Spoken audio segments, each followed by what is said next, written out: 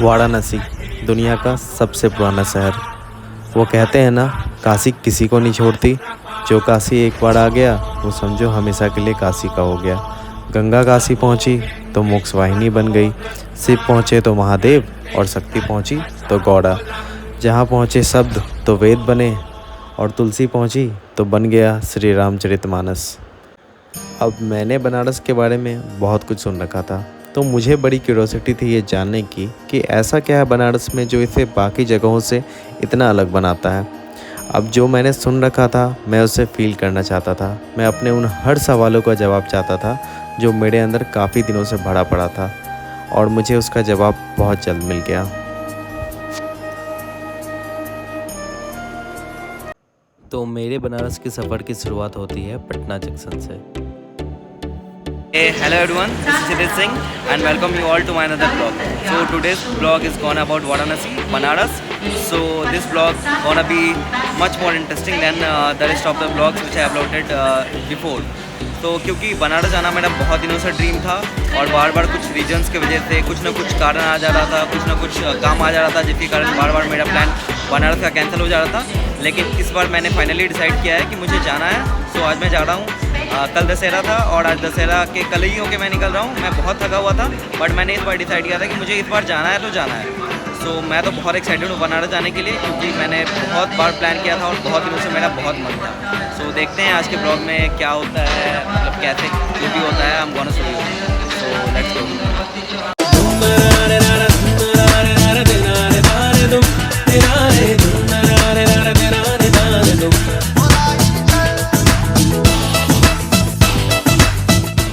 So finally we are at Varanasi junction.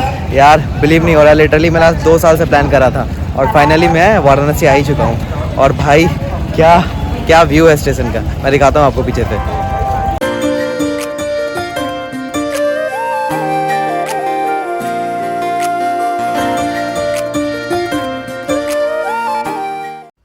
अब बनारस पहुंचते ही हमें कुछ अलग सा ही फील होता है, एक अलग ही पॉजिटिव वाइब, एक अलग से ही एनर्जी फील होती है। अब पता नहीं है इसलिए हो रहा होता है क्योंकि हमने रील में, वीडियोस में काफ़ी कुछ सुन रखा था बनारस के बारे में और ये सच में था। अब इसे एक्चुअली में एक्सपीरियंस करने के लिए हमें थोड़ा तो टाइम गुजारना था वहाँ पे, और यही करने के लिए सबसे पहले हम निकलते हैं नमो घाट के लिए, क्योंकि एक लोकल ने हमें गाइड किया था कि आप रात में सबसे पहले नमो घाट चले जाओ और नेक्स्ट मॉर्निंग आप सारी बाकी जगहों, बाकी घाट, मंदिर सुबह में घूमना। तो सबसे पहले हम निकलते हैं नमो घाट के लिए। बट हमारा बैड लक, अनफॉर्चुनेटली जैसे ही हम नमो घाट पहुँचते हैं हमें पता चलता है कि नमो घाट का गेट रात के 10 बजे लास्ट बंद हो जाता है। तो हमें नमो घाट बाहर से ही देख के निकलना होता है और हम नमो घाट घूम नहीं पाते हैं।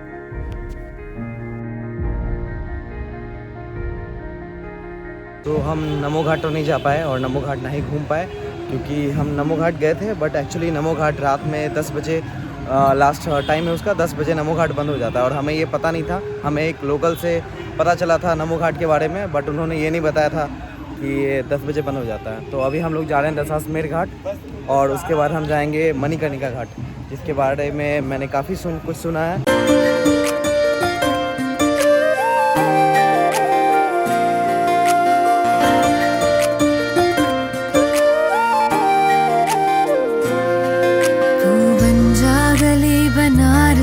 मैं शाम तलक भटकूं तुझ में, तू बन जा गली बनारस की, मैं शाम तलक भटकूं तुझ में। तेरी बातें चटपट चाट सी है, तेरी आंखें गंगा घाट सी है, मैं घाट किनारे सो जाऊं, फिर सुबह सुबह जागूं तुझ में। तू बन जा गली बनारस की, मैं एंड इसके बाद रात के ऑलमोस्ट 2 बजे हम निकलते हैं दशाश्वमेध घाट घूमने के लिए। अब इतना ट्रैवल करने के बाद हम काफ़ी थक जाते हैं, लेकिन एक्साइटमेंट इतनी हाई थी कि हम खुद को रोक नहीं पाते हैं घाट जाने से।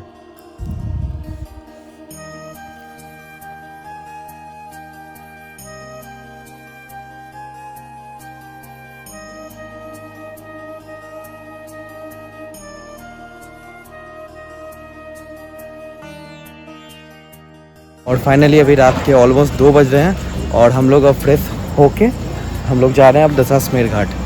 और दशाश्वमेध घाट के बाद हम लोग जाएंगे ये मणिकर्णिका घाट। और दशाश्वमेध घाट यहाँ से ऑलमोस्ट बस 100 मीटर बचा है। हम लोग को काफ़ी लेट हो गया। हम लोगों ने सोचा था कि रात के 10-11 बजे तक आ जाएंगे, लेकिन होटल ढूंढने के कारण हमें काफ़ी लेट हो गया और अभी ऑलमोस्ट 2 बजने वाला है और हम लोग अभी जा रहे हैं दशाश्वमेध घाट। एंड इसके बाद मैं जैसे ही दशाश्वमेध घाट पहुंचता हूँ, मुझे जो दिखता है वो मेरे लिए बिल्कुल ही अनएक्सपेक्टेड था। मैंने बनारस से वो लाइटिंग, वो वाइब, वो चार्म एक्सपेक्ट की थी जो मैंने यूट्यूब वीडियोस और रील्स पे देख रखा था, लेकिन यहाँ तो बिल्कुल ही उल्टा था। घाट बिल्कुल शांत पड़ा हुआ, ना कोई लाइटिंग, ना कोई शोर शराबा, घाट बिल्कुल शांत, ना कोई लोग। लेकिन फिर धीरे धीरे जैसे ही मैं थोड़ा टाइम स्पेंड करता हूँ, लोगों की भीड़ रात से ही लगने लगती है। वहाँ पे लोग गंगा स्नान के लिए रात के 3 बजे से ही आने लगते हैं। फिर जैसे ही मैं थोड़ा टाइम और स्पेंड करता हूँ तो मुझे समझ में आता है कि मैं इस टाइम पे रात के टाइम पे आया हूँ, इसलिए घाट इतना शांत है। और फिर इसके बाद मैं थोड़ा टाइम खुद के साथ स्पेंड करता हूँ। अब बनारस के घाट पे खुले आसमान के नीचे खुद के साथ टाइम स्पेंड करने से अच्छा क्या ही होगा। एंड फिर थोड़ी देर हम लोग बातें करते हैं एंड उसके बाद हम निकलते हैं मणिकर्णिका घाट के लिए।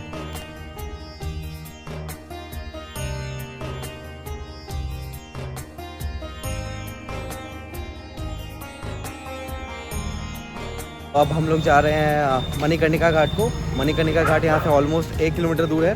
अभी हम लोग गए थे दशाश्वमेध घाट और उसके बाद हम लोग गए थे हरिश्चंद्र घाट।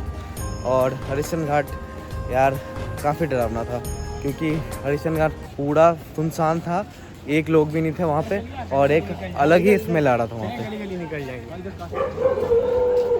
अब रात के ऑलमोस्ट 3 बजे हम निकलते हैं मणिकर्णिका की ओर।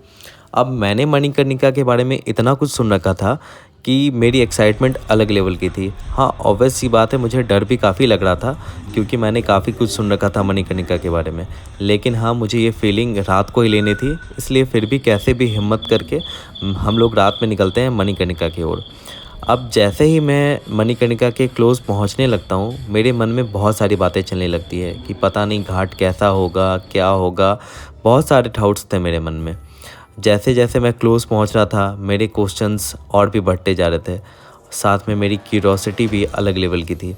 बट जैसे ही मैं धीरे धीरे घाट के क्लोज़ पहुंचने लगता हूं, वो जो मेरा डर था वो धीरे धीरे ख़त्म होने लगता है। कुछ देर बाद मुझे वो चंदन की लकड़ी की स्मेल, वो धूप बत्ती की स्मेल आने लगती है, जो कि वहाँ पे एक काफ़ी पॉजिटिव वाइब दे रही थी। एंड जैसे ही मैं घाट के पास पहुँचता हूँ, मेरा डर बिल्कुल ही ख़त्म हो जाता है, क्योंकि ये घाट भी बाकी घाट की तरह काफ़ी एक्टिव था रात को। मुझे लगा था कि ये घाट काफ़ी सुनसान होगा, कोई लोग नहीं होंगे यहाँ पे सिर्फ लाशें जल रही होंगी, लेकिन ऐसा बिल्कुल भी नहीं था। हाँ, ये एक शमशान घाट है, तो ऑब्वियस सी बात है आपको यहाँ बाकी घाटों की तरह चमक धमक तो नहीं दिखेगी। लोग यहाँ अपने क्लोज वंस को खो के उन्हें जलाने आते हैं, तो यहाँ पे ऑब्वियस सी बात है एक सैडनेस हमेशा यहाँ रहती है। लेकिन ऐसा कुछ भी नहीं है कि आपको यहाँ पे कुछ भी डर जैसा फील होगा या कुछ भी नेगेटिव एनर्जी फील होगी। ये घाट भी बाकी घाटों की तरह ही बिल्कुल नॉर्मल था। हम लोगों ने बहुत कुछ एक्सपेक्ट किया था कि मणिकर्णिका घाट पे ये होगा वो होगा, लिटरली वहाँ पे कुछ फील नहीं हुआ। एकदम नॉर्मल है। हम लोग जबकि रात में 3 बजे गए हैं, फिर भी कुछ नहीं फील हुआ। हम लोग तो वहाँ यार बैठ के चाय बिस्किट खा रहे थे। ऐसे बोलना नहीं चाहिए, क्योंकि वहाँ पे ऑब्वियसली लाश वाश जलती है, वहाँ पे दुख का माहौल रहता है। बट ऐसा कुछ भी फील नहीं हुआ जैसा मैंने सुना था कि कुछ अलग सा फील होता है, कुछ वैसी एनर्जी है वहाँ पे, वैसा कुछ फील नहीं हुआ। नॉर्मल था। कुछ बाकी घाट की तरह ही मुझे लगा। हाँ, बाकी घाट पॉजिटिव वे में मतलब वैसा है, लेकिन वो घाट वैसा नहीं है। लेकिन फिर भी हाँ नॉर्मल था, वैसा कुछ फील नहीं हुआ हमें। And finally done for the day. और अब हम लोग जा रहे हैं अपने रूम में, क्योंकि अब लिटरली मैं बहुत ज़्यादा थक चुका हूँ और ये दोनों भी बहुत ज़्यादा थक चुके हैं और आँख भी नहीं खुल रहा अब तो यार। तो अब रूम जाना है। अगर कुछ चाय वाय मिला कहीं तो चाय वाय पियेंगे, अदरवाइज़ डायरेक्ट रूम जाएंगे, सोएंगे और बाकी का वाराणसी हम लोग कल एक्सप्लोर करेंगे। मेनली कल हमें जाना है अस्सी घाट और काल भैरव मंदिर, और बाकी देखते हैं, क्योंकि आज तो कुछ उतना हो नहीं पाया। हमने जितना अच्छा सोचा था वैसा नहीं हो पाया, क्योंकि लाइट वाइट भी उतनी नहीं चल रही है। और जो घाट में वो जो फ्लड के कारण काफ़ी कुछ मतलब ख़राब हो गया है, तो वैसा कुछ दिख नहीं पाया। तो कल देखते हैं कि कल क्या हो सकता है, कल क्या दिखता है। अस्सी घाट से एक्सपेक्टेशन जो है वैसी होती है या नहीं, क्योंकि बाकी घाट तो नहीं हो पाया वैसे यार। और इसके बाद अगली सुबह मैं निकलता हूँ बनारस एक्सप्लोर करने के लिए। तू आती है सीने में, जब जब सांसें भरता हूँ, तेरे दिल की गलियों से मैं हर रोज गुजरता हूँ। हवा के जैसी चलती है तू, मैं रेत जैसा उड़ता हूँ। कौन तुझे यूं प्यार करेगा जैसे मैं। और अगली सुबह अर्ली मॉर्निंग रेडी होने के बाद सबसे पहले हम जाते हैं बनारस की स्पेशल लस्सी ट्राई करने के लिए। And believe me, it was worth it.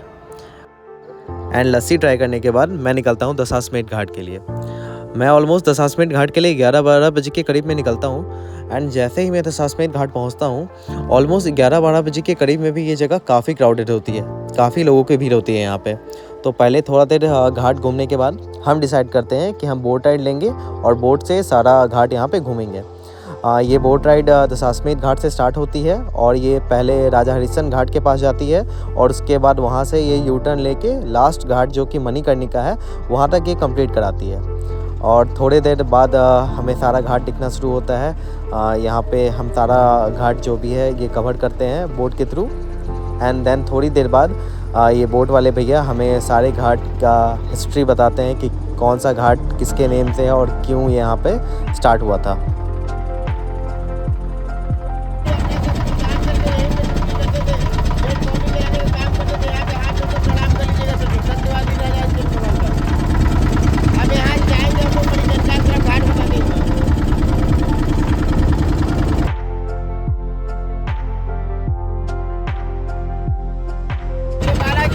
Peshwa घाट है मराठा, यहाँ पे घातक पिक्चर का शूटिंग हुआ था और इंदिरा द टाइगर का।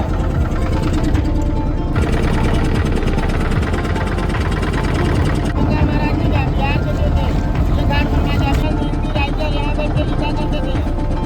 महादेव यही बनाते हैं, इलाहाबाद की रानी घाट बनाई है। अपने बगल में गंगा सेवा समिति, यहाँ पे 7 ब्राह्मण का आदमी होता है, 7 ब्राह्मण की बात होती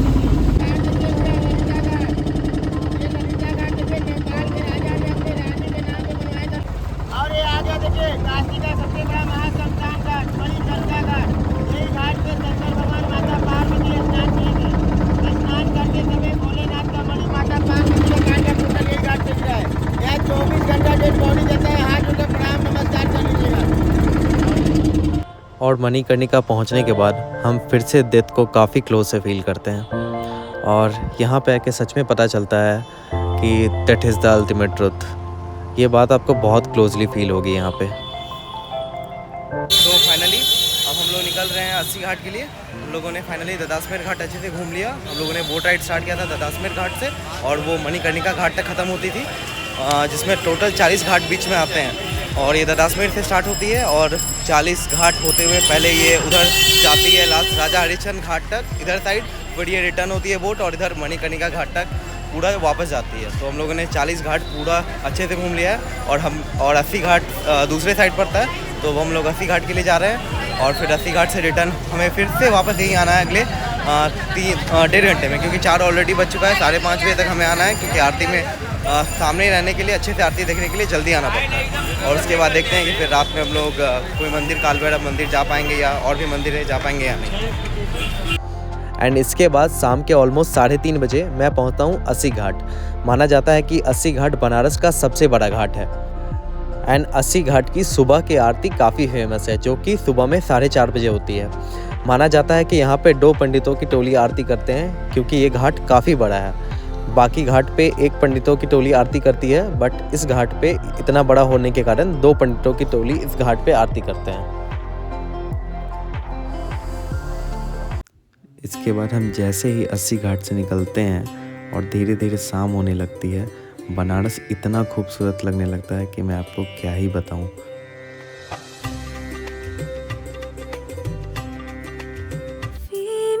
हफीमी हफीमी है ये प्यार, हफीमी है तेरा मेरा प्यार।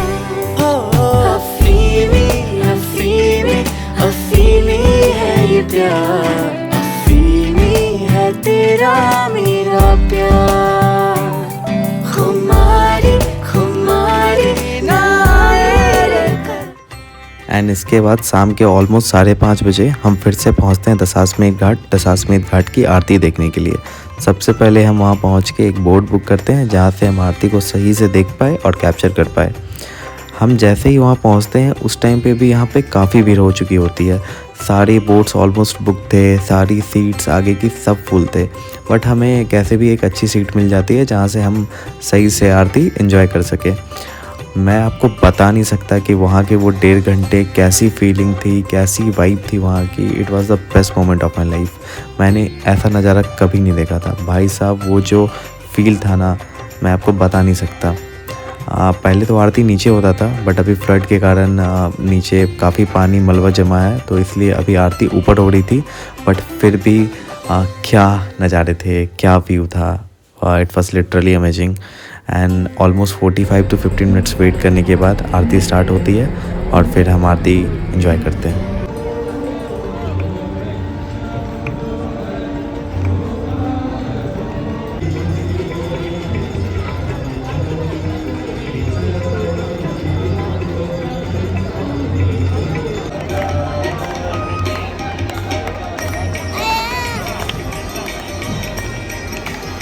लोग अभी जस्ट गंगा आरती देख के निकले हैं और ये जगह अभी लिटरली ओवर क्राउडेड है। ये है गोलमुड़ी चौक जहाँ हम लोग अभी हैं और यहीं से दशाश्वमेध घाट के लिए रास्ता जाता है। ये जगह लिटरली अभी बहुत ज़्यादा क्राउडेड है और अब हम लोग रूम जा रहे हैं। फिर हम लोग अब चेंज करके फिर खाने वाने निकलेंगे और फिर देखते हैं अगर कल सुबह में पॉसिबल हो पाया तो फिर हम लोग 4 बजे अस्सी घाट का आरती देखने जाएंगे। अदरवाइज़ फिर हम लोग सुबह निकलेंगे घर के लिए। And then I tried the famous Banarsi Pan, and after that we went to Kashi चाट भंडार जहाँ हमने बनारस की फेमस टमाटर चाट ट्राई की, जो कि सच में अपने हाइप के हिसाब से काफ़ी अच्छी थी। एंड उसके बाद we had dinner and then we went to our hotel. And अगली सुबह हम निकलते हैं अपने होम टाउन बेगूसराय के लिए। एंड इसी के साथ हमारा बनारस का सफ़र यहीं ख़त्म होता है।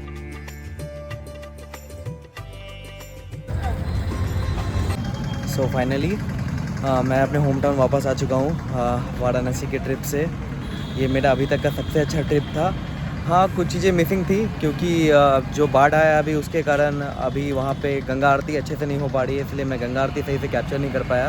गंगा आरती पहले नीचे होती थी चौकी लगा के, लेकिन अभी गंगा आरती ऊपर छत पे हो रही थी जहाँ से कैप्चर करना बहुत मुश्किल था और व्यू भी सही से नहीं दिख रहा था। बस एक यही चीज़ थी जो कि सही से हो नहीं पाया, मिसिंग था। बाकी सब कुछ बहुत अच्छे से हुआ, बहुत अच्छा एक्सपीरियंस रहा। और अब मेरा अगला ट्राई है कि मैं देव दीपावली में बनारस जा सकूं और सही से वो चीज़ जो मैं रिकॉर्ड नहीं कर पाया वो मैं अगली बार करूं। तो इस साल तो नहीं हो पाएगा पॉसिबल क्योंकि अभी मेरे एक्सटर्नल एग्ज़ाम्स हैं। अब मैं अगले साल पक्का ट्राई करूंगा कि मैं वाराणसी जाऊं अपने दोस्त लोग के साथ और देव दीपावली को रिकॉर्ड करूं।